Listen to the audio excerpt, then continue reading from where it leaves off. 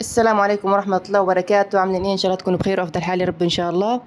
النهارده جبت لكم وصفة البيتزا على اصولها من قلب المطاعم، تكات المطاعم وتكات وحركات كده اول مرة هتشوفيها معانا في القناة. وما تنسيش تتابع الفيديو للاخر، لايك وشير وتشترك لو تعمل اشتراك في القناة وتفعل زر الجرس عشان يوصلك كل جديد ان شاء الله. اول حاجة كده نسمي بالله وهنبتدي بالخميرة الاولية. الخميرة الاولية معانا هنا نص كوباية مية، معلقتين خميرة فورية صغيرة، معلقتين سكر صغيرة. ركزي في الخطوات بالله عليك عشان تطلع معاكي مظبوطة، وان شاء الله تطلع معاكي احسن من اللي انا عاملاها 100 مرة.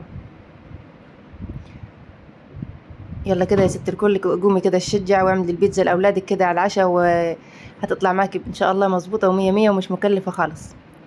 اللي موجود معاكي اشتغلي بيه. تمام كده هنسيبها تخمر الخميرة. ادي كده خمرت معانا وزي الفل.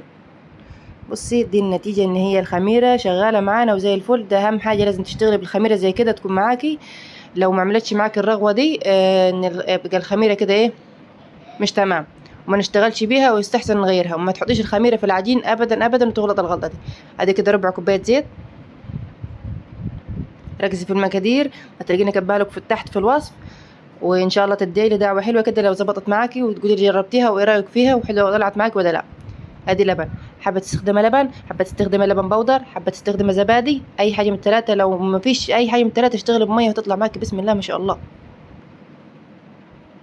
شويه ملح،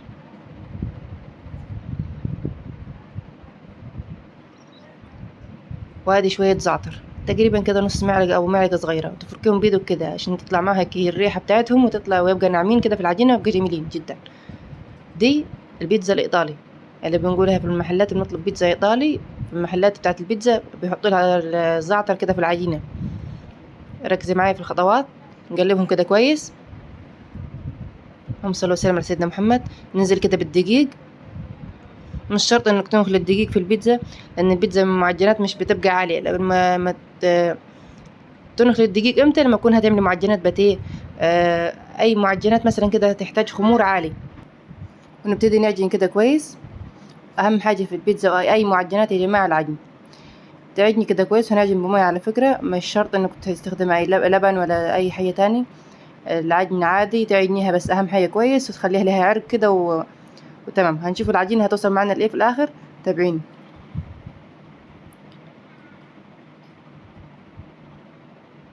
انت وشغاله كده واقفه في مطبخ كده دايما سمي الله وصلي على الرسول، وان شاء الله تطلع معاكي حاجه كده بسم الله ما شاء الله جميله جدا ببركه الصلاه على الرسول.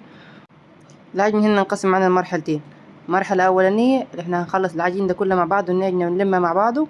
المرحله التانية كده هنعجنه بزيت، مش بزيت كتير، لا هم معلقتين زيت او معلقتين زبده او معلقتين سمنه، المتوفر فيهم اشتغلي بيه. دي ليه هتدي لمعة معاكي في العجينة، هتخلي العجينة معاك طرية. الحركة دي بتاعت المطاعم خلي بالك، واحنا مش عارفين السبب بتاع المطاعم العجينة بتاعتهم حلوة ازاي وهشة كده وبتنفش هي الحركة دي. اهم حاجة الزيت ده بينعم معنا العجينة وبيخليها كده ايه، طرية معنا في الشغل. نعجنها كده العجينة التانية. وركزي معايا كده كويس في القوام بتاع العجينة. بصي اهو كويسة مظبوطة، مش تخينة ومش بتلزق. ونغطيها كده بفوطة ونركنها على جنب تخمر معنا كويس. نيجي بقى الحشوة بتاعتنا هنعملها بالفراخ. ادي عندي هنا صدر فراخ كبير، بابريكا، توابل الفراخ، فلفل اسود، بس نص معلقة نص معلقة نص معلقة. زي ما قلنا تلاقينا كبالك المقادير في الوصف تحت. وما تنسيش تتابعينا لاخر الفيديو عشان تشوفي البيتزا تطلع معنا ازاي. بس كده ادي شوية زيت في طاسة سخنة وننزل بيهم في بالفراخ. وعلى كده ولا بصل ولا اي حاجة، واحدة واحدة كده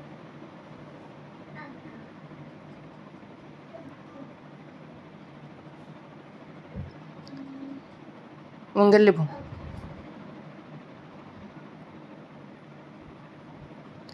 تمام، ما تضغطيش عليهم في السوا عشان ما تبقاش معاك الفراخ ناشفة، لا احنا عايزينها برضه طرية معانا الفراخ. برضه تقطيعة الفراخ ترجع لذوقك، حبها كبيرة قطعي كبير، حبها أصغر من كده قطعيها، برضه كل واحد وذوقه. نيجي بقى هنا الخضار، طماطم وفلفل. طماطم هنقطعها شرايح شرايح رفيعة على قد ما تقدر ترفعيها رفعيها.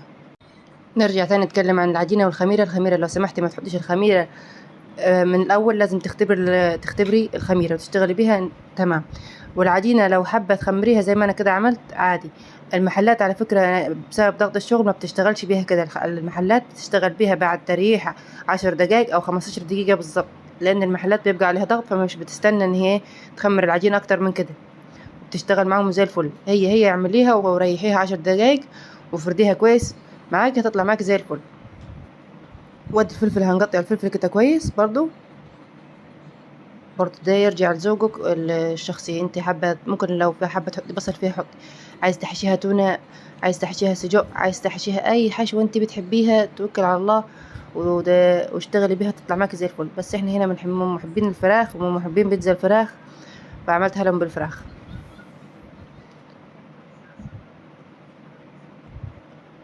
حطيتوا لايك ولا لسه يا جماعة؟ فين اللايك يا حلوين؟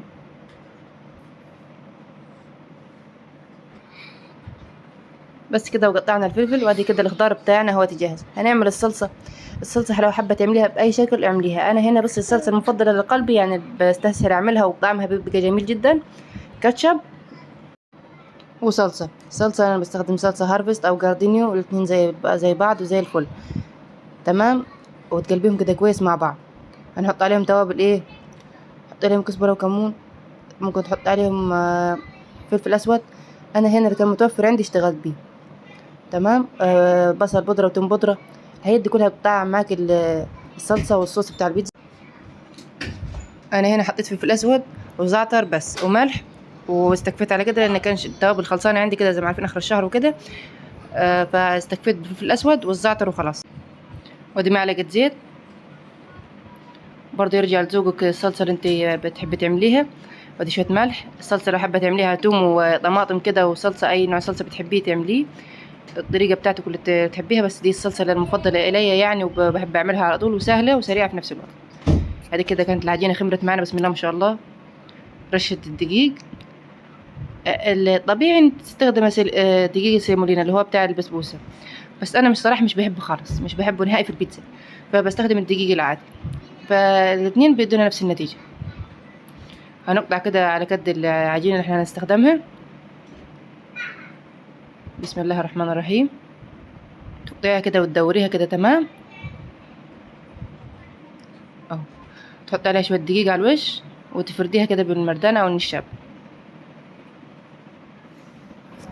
افرد اكبر من الصينيه اللي انت هتشتغلي فيها ب3 أو 4 سنتي، لان ده هينفع معانا في الاطراف. احنا هنعملها محشيه الاطراف، هنعملها بطريقه سهله جدا ومش صعبه وهتعجبكم ان شاء الله.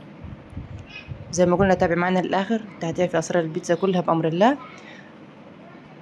ادي كده نفردها كويس، نحاول ندورها كده ونخليها مظبوطه.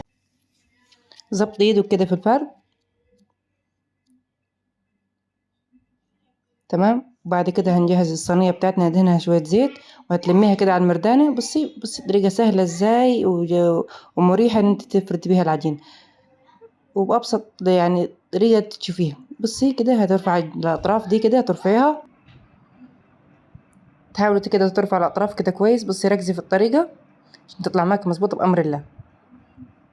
رفعنا الأطراف كده كويس. هنجيب الجبنة الموتزاريلا، جبنة رومي، جبنة شيدر، أي نوع جبنة حابة تستخدميها. لو مش حابة تستخدمي جبنة ممكن حابة تستخدم لحوم، أي حاجة حابة تحشيها في الأطراف توكل على الله وحشيها وتطلع معاك زي الفل. بس شوفي الطريقة دي ازاي، انت ترفع الأطراف اللي بتاعت العجينة وبعد كده تقفليها كده كويس.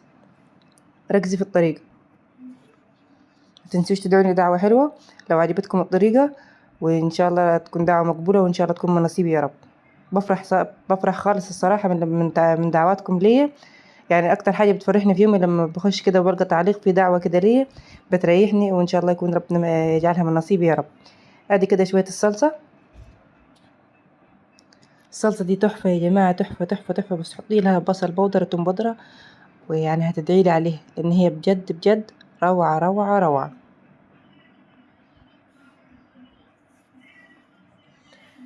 رشة موتزاريلا كده خفيفة، ما تكتريش. بعد كده ننزل بالفراخ اللي احنا عملناها مع بعض. الفراخ طعمها تحفة تحفة تحفة. البيتزا دي والله بكلمكم بجد وبكل صدق وبكل أمانة، طعمها رائع رائع رائع، أحلى من بتاعة المطاعم اللي بندفع فيها الشيء الفلاني برا. أنا لو رحت طلبتها بنفس الحجم والله ما في نفس الحجم ده برا، يعني بحلف لكم يمين إن الحجم ده مش موجود برا، لأن دي أكبر صينية في الطقم معايا.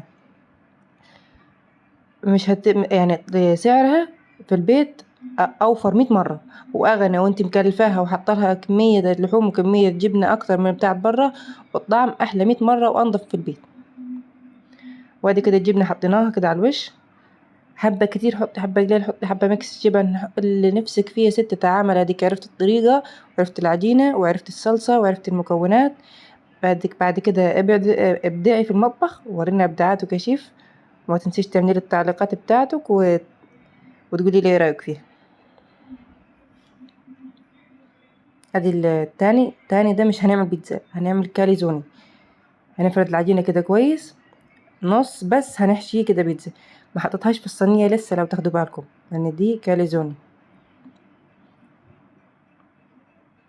ادي النص، ادي حشوة الفراخ هي بتاعتنا. ادي كده برضو شوية الطماطم والفلفل والزيتون، وزي ما قلنا الحشوات ترجع لذوقك ورغبتك في الاكل واللي بتحبيه اشتغلي بيه. ادي كده الجبنة الموتزاريلا، نجيب الطرف التاني. ركزي كده، بصي معلش دراعي مش مغطية على الصورة. بعد كده هتقفليها بالشكل ده، ركزي كده كويس معايا. تمام، ادي قفلناها كده كويس. نشغل الفرن بتاعتنا، تاخد 5 دقايق شغالة كده عشان تسخن، فرن فوق وتحت. الفرن لو زي دي، لو فرن بوتاجاز طبعا انت اضرب فرنك، المهم ما تخليهاش تطول في الفرن لان ما تنشفش منك وتبقى معاك مش احسن حاجة خالص وتبوظيها وفي الاخر تقول الوصفة بتاعتك مش حلوة. لا، اهم حاجة في ده كله تظبيط الفرن بتاعتك وتظبطيها كويس بحيث ان هي تستوي من تحت وما تنشفش معاك من فوق عشان الجبنة تطلع معاك مظبوطة. انا هنا وطيت الفرن فوق عشان الجبنه ما تستويش معايا بسرعه والعجينه تكون نيه. لا، الجبنه كده بتظبط معانا، ودي طلعت معانا بسم الله ما شاء الله جميله جدا وتحفه واحلى من بتاعه المطاعم. وخد الطريقه وعلى ضمانتي. بصي كده الجبنه مظبوطه معانا وبتمط كده وجميله. بس انا اتلسوعت لسويع انا بصور اللقطات دي بصراحه اني ما صبرتش ان هي تبرد شويه، لان كنت خايفه الجبنه ما تمطش معايا. بصي كده جميله جدا. ادي شايفه الحشوه كده مظبوطه ومليانه بسم الله ما شاء الله كده. بسم الله أكبر، 5 علينا من العين. جميلة، الله أكبر، حاجة حلوة كده مظبوطة، حاجة كده روعة الروعة، دمار شامل يا إخواني. بسم الله ما شاء الله، جربيها جربيها وعلى ضمانتي.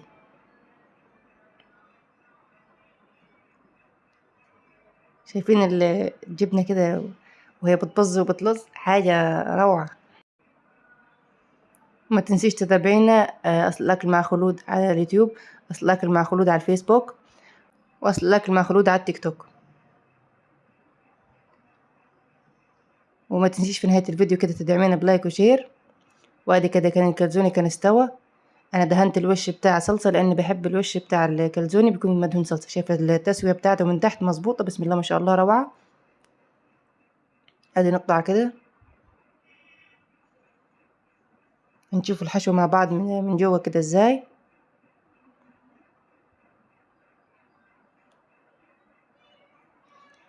انا مش عارفه ليه بالفيديو بتاع البيتزا كده هنا، بس انا يعني تقريبا كده في لخبطه حصلت. ادي البيتزا بتاعتي بصي بتمط، الجبنه بتاعتها جبنه نوعها رائع بسم الله ما شاء الله. دمار يا اخواني، دمار دمار شامل والله، روعه الروعه. وادي الاطراف المحشيه كده كانت مظبوطه معانا وطريه وملهاش حل، ملهاش حل ملهاش حل يعني. بصي كده، شوفوا الاطراف، بصي الجبنه فيها بتمط ازاي. ادي الكلزوني، انا معلش اتلخبطت في الفيديوهات، ده جا قبل ده. ادي الكلزوني، بصي الحشوه بتاعته كده جميله ازاي اهو من جوه. ادي قطعه بتاعت الكلزوني مليانه كده حشوه بسم الله ما شاء الله. ودي بصي شايفه ادق التفاصيل، يعني مش مفوتاكم حاجه. بسم الله ما شاء الله جميله خالص.